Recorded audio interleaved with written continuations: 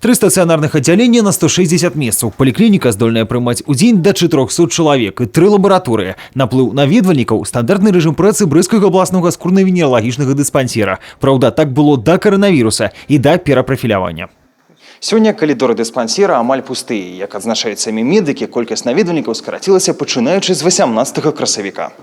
Тады установу аховы здароўя афіцыйна перапрафілявалі. Адны баяцца, іншыя не разумеюць. Дык што на самой справе азначае адкрыццё гэтага новага профілю? Докладно не тое, что пациентов без коронавирусу перестали прымаць. Змены закранули только одну лабораторию, бактериологичную, у якой из 240 человек медперсоналу працуюць 20. И сами заборы материалов у потенциальных захворелых тут не проводят. К нам поступает биологический материал уже с учреждений здравоохранения.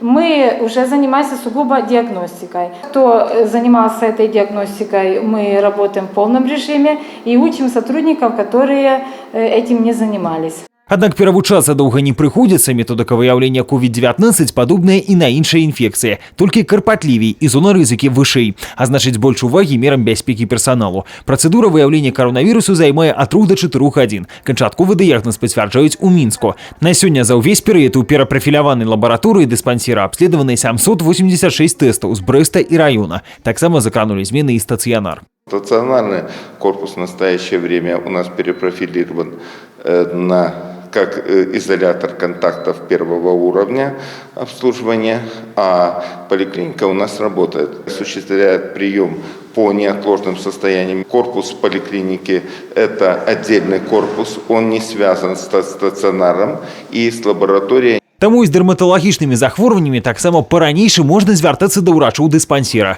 А вось у абласным цэнтры пералівання крыві чакаюць тых, хто коронавірусам ужо перахварэў і зараз сваёй крывёю, а дакладней плазмай, можа дапамагчы вылечыцца іншым. Данная плазма является компонентом крови, который содержит антитела для борьбы с данной инфекцией.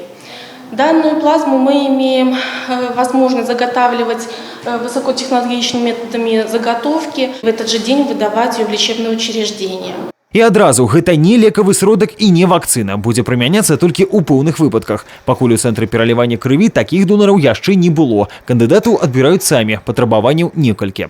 Донором такой плазмы может стать человек, который переболел COVID-19, и с момента полного лабораторного и клинического выздоровления прошло не менее 15 суток.